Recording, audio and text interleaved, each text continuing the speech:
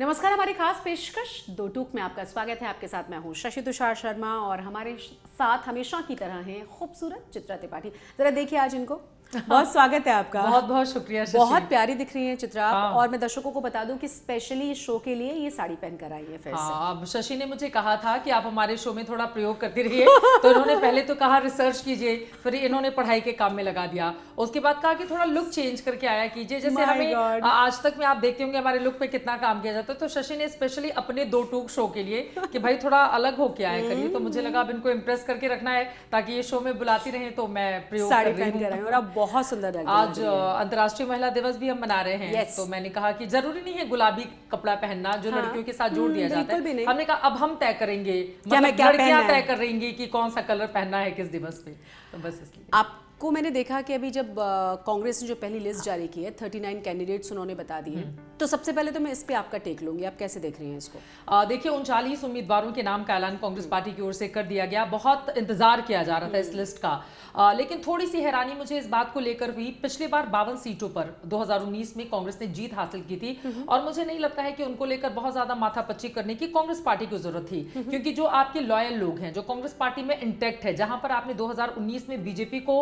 हराया था, वो भी एक ऐसे वक्त में जब बीजेपी ने 303 का क्लीन स्वीप किया था। तो मुझे लगा कि हो सकता है कि 52 सीटों का उम्मीदवार ये आज ऐलान कर दे, लेकिन आज कांग्रेस पार्टी ने बड़ा फूक फूक कर कदम रखा है। सिर्फ 39 उम्मीदवारों के ऐलान किया गया है। का तो ये था कि मतलब लिस्ट आने से कुछ देर पहले तक भी ये था कि 40 तो नाम 40 से 60 इवन मुझे लग रहा था। देखिए 52 को तो लेकर मतलब कुछ इनको किंतु परंतु में नहीं रहना चाहिए, लेकिन अब जो भी होगा, देखिए कांग्रेस पार्टी की अभी जो स्थिति है वो दूध का जला छाछ भी फूक फूक कर पीता है। तो इस वजह से कांग्रेस पार्टी मुझे लग रहा है कि इसी वजह से वो शायद 39 कैंडिडेट, जिनमें वायनाड से राहुल गांधी को एक बार फिर से पिछली बार ह्यूज मार्जिन से वायनाड से वो जीते थे और कांग्रेस पार्टी का गढ़ है वायनाड। हालांकि वहां पे लेफ्ट के कैंडिडेट भी उतरते हैं, लेकिन कांग्रेस पार्टी पिछले 3 चुनाव से लगातार जीत रही है। तिरुअनंतपुरम 2009 से शशि थरूर लगातार जीत रहे हैं, उनको फिर से चुनावी मैदान में उतारा गया है।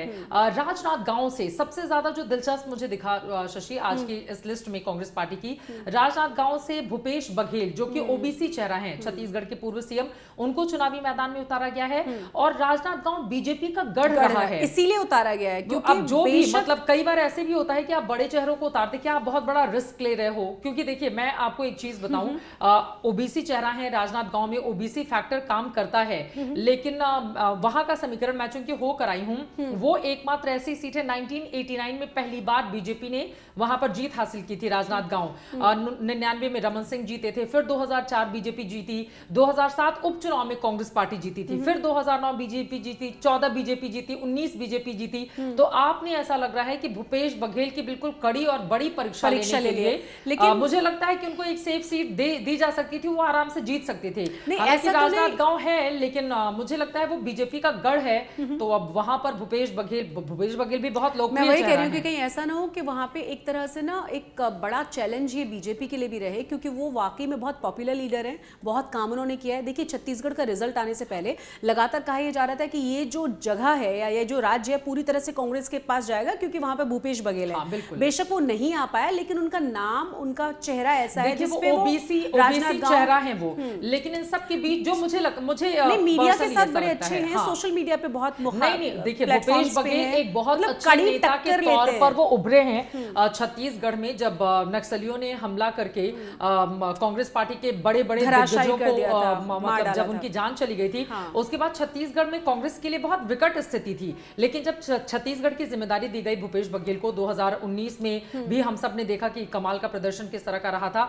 और उसके बाद अभी लेकिन मुझे लग रहा है कि राजनांद गांव या तो वो दिखाना चाहते हैं कि तुम्हारे गढ़ में घुसकर तुमको हराएंगे, या तो दूसरी तरफ ये भी हो सकता है कि मतलब कड़ी और बड़ी, मुझे लग रहा है कि हालांकि चुनौती बड़ी होगी, लेकिन मुझे पर्सनली ऐसा लगता है कि भूपेश बघेल को एक सेफ सीट से उतार के ये जीत हासिल कर सकते थे। बट ये है मीडिया के लिए हमारे लिए इंटरेस्टिंग होगा जब कड़ी टक्कर होगी और हम कहेंगे आखिरी तक देखिए कौन जीत रहा है राजनांद गांव, जब अनाउंसमेंट हो रही होगी। अच्छा, ये तो बात रही भूपेश बघेल की। अब फिर से राहुल गांधी की हम बात कर लेते हैं, जो जिक्र हम कर रहे थे कि जिस तरीके से अब देखिए सीट के बारे में जैसे ही बात सामने आई है, बीजेपी ने सवाल उठाने शुरू कर दिए हैं, और ये बहुत लाजमी है कि क्या पूरी तरह से पलायन कर चुका है गांधी परिवार उत्तर प्रदेश के भीतर से? क्या ये लोग किसी को भी उतारेंगे कि नहीं उतारेंगे? शशि, ये बहुत इंपॉर्टेंट सवाल आपकी ओर से पूछा जा रहा है और मैं आपको बताते चलूं कि अभी सूत्रों के हवाले से ही खबर निकलकर सामने आ रही है, लेकिन बीजेपी बहुत आक्रामक हो गई है। चाहे स्मृति ईरानी हो, वो ललकार रही है कि राहुल गांधी हिम्मत हो तो यहां से लड़कर दिखाएं। ये अनुराग ठाकुर की ओर से कहा जा रहा है कि पलायन कर गई है कांग्रेस पार्टी के दिग्गज गांधी परिवार उत्तर प्रदेश से। तो मुझे ऐसा पर्सनली लगता है कि अगर वास्तव में गांधी परिवार का कोई व्यक्ति नहीं उतरा उत्तर प्रदेश में, बुरा मैसेज होगा, तो बहुत बुरा मैसेज होगा। और मैं आपको बताऊं कि शशि, एक और चीज जो हम लोगों ने अपने अनुभवों से देखा या जाना है, कोई भी जगह खाली नहीं होती है। वो अच्छे से भर जाए, वो बुरे से भर जाए, लेकिन कोई आपका इंतजार करता नहीं रहेगा। अगर आप अपने गढ़ को छोड़ोगे तो वहां पर नए नए चेहरे आ जाएंगे जो हो सकता है आपसे भी कहीं अच्छा कर जाएं।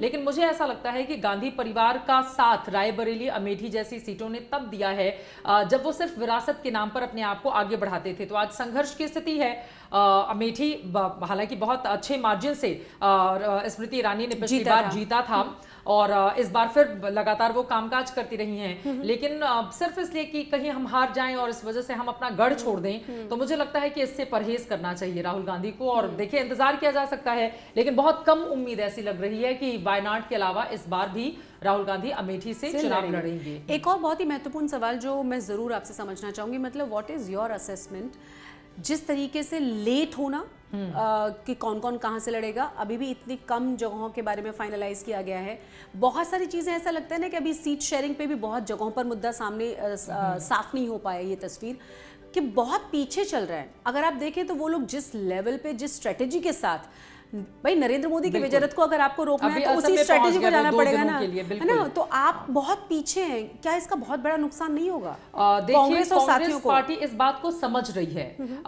वो जो एक जो चुनावी माहौल तैयार किया जाता है उसमें कांग्रेस पार्टी थोड़ी सी कमजोर नजर आ रही है। हालांकि कांग्रेस पार्टी की ओर से कहा जा रहा है कि इंडिया शाइनिंग का नारा भी तो था अटल जी का, और उस समय फिर यूपीए की सरकार बनी थी, तो ये बात भी कही जा रही है। लेकिन अटल बिहारी वाजपेयी और नरेंद्र मोदी में जमीन आसमान का फर्क है। अटल जी का कद बहुत बड़ा है, उनकी एक अपनी जगह है, लेकिन नरेंद्र मोदी ने पिछले 10 सालों में जो राष्ट्रीय राजनीति है उसको पूरी तरह से बदल दिया है। मोदी से शुरू, मोदी पर खत्म। अभी शशि, चर्चा इस बात की होती है कि नरेंद्र मोदी ने कहा है 370 बीजेपी, और 370 बीजेपी लाएगी या फिर बीजेपी की कम सीटें आएंगी। मतलब कोई भी, मुझे अभी हाल में कोई भी ऐसा दमखम के साथ विपक्षी नेता नहीं दिखा जो ये कह रहा हो कि नहीं, नरेंद्र मोदी की सरकार जा रही है और हम आ रहे हैं। बस चर्चा इस बात पर हो रही है कि अच्छा 370 नहीं, हाँ 370 आएंगी बीजेपी की या 370 नहीं आएंगी, तो चर्चा इसके इर्द गिर्द है।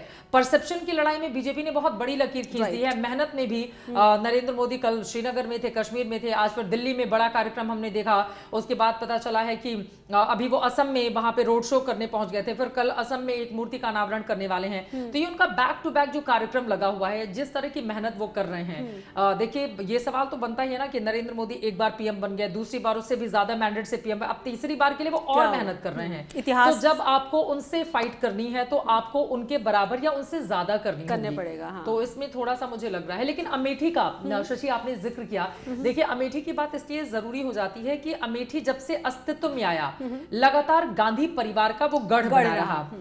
1977 में सिर्फ उस समय जनता पार्टी के हाथों हार का सामना कांग्रेस को करना पड़ा था। संजय गांधी वहां से जीते, राजीव गांधी वहां से जीते। उसके बाद अमेठी से 1999 में सोनिया गांधी जब पहली बार चुनाव लड़ती हैं तो अमेठी से वो जीत कर आती हैं, जब कांग्रेस पार्टी में अहम जिम्मेदारी अध्यक्ष के तौर पर वो संभालती हैं। अमेठी वो सीट है 2004 में राहुल गांधी को जब लॉन्च किया गया तो राहुल को चुना दी गई। 2009 2014 में आप हार गए, लेकिन छोड़कर चले जाना 80 लोकसभा सीटें। और कांग्रेस की दयनीय स्थिति इस वक्त उत्तर प्रदेश में इस लिहाज से भी है कि उसके पास विधानसभा में सिर्फ 2 विधायक हैं, जिनमें से एक विधायक जहां से प्रमोद तिवारी की बेटी विधायक है, वो तो प्रमोद तिवारी के नाम पर सालों से लगातार या तो वो जीतते रहे या उनकी बेटी आराधना जीतती रही है। और एक और सीट कांग्रेस के पास है, 403 विधानसभा में सिर्फ 2 विधायक हैं कांग्रेस पार्टी के पास, और 80 सीटों वाले उत्तर प्रदेश की लोकसभा में सिर्फ सोनिया गांधी जीती थी। और इस बात को हमें शशि नहीं भूलना चाहिए कि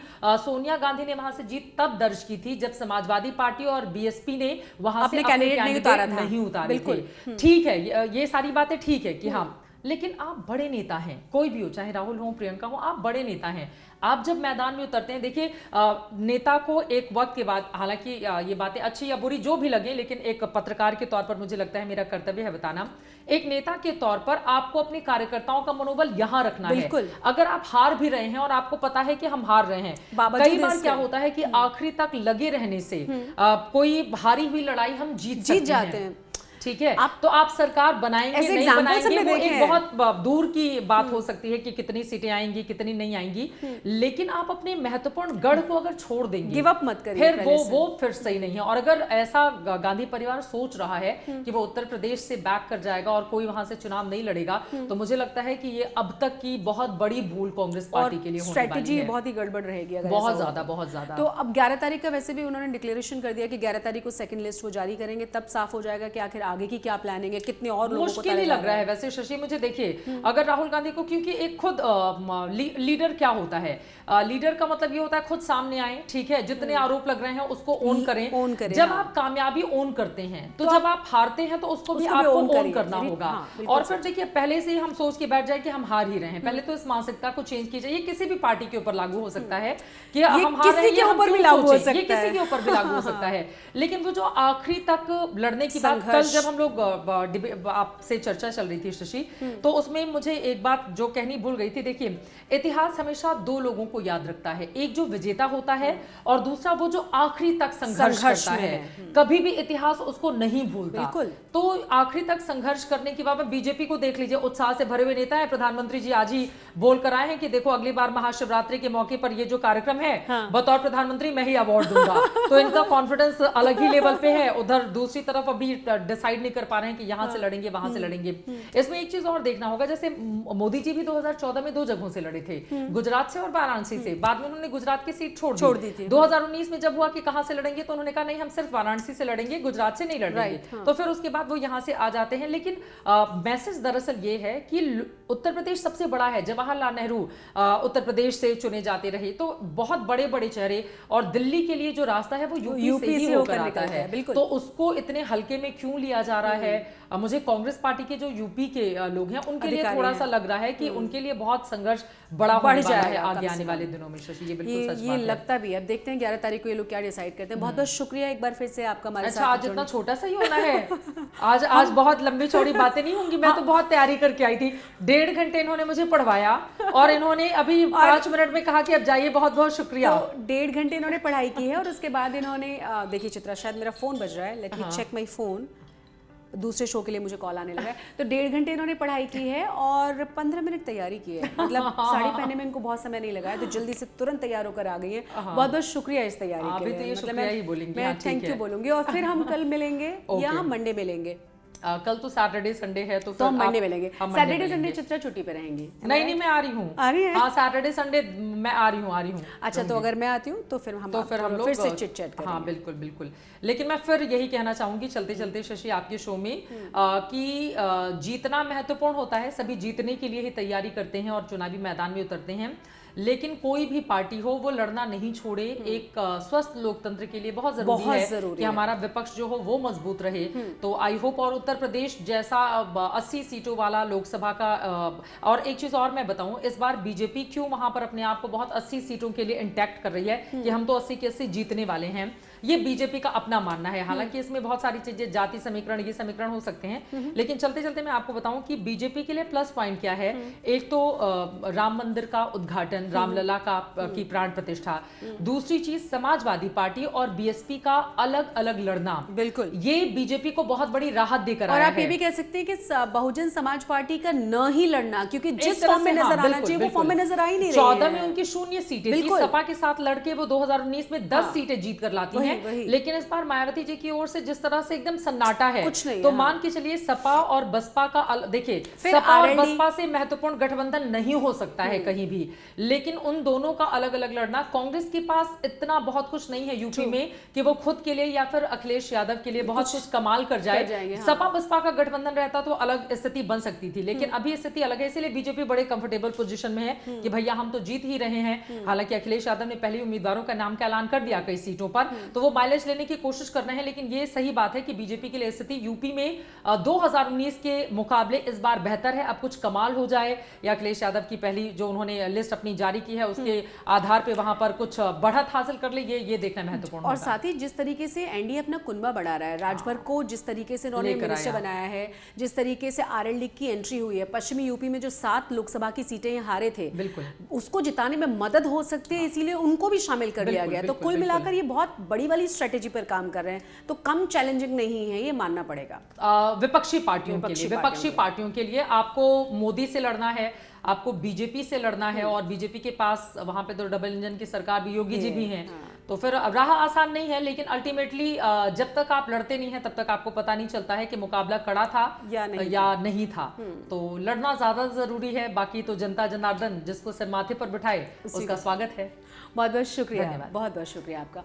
और इसी के साथ हमारी इस खास पेशकश में बस इतना ही। नमस्कार।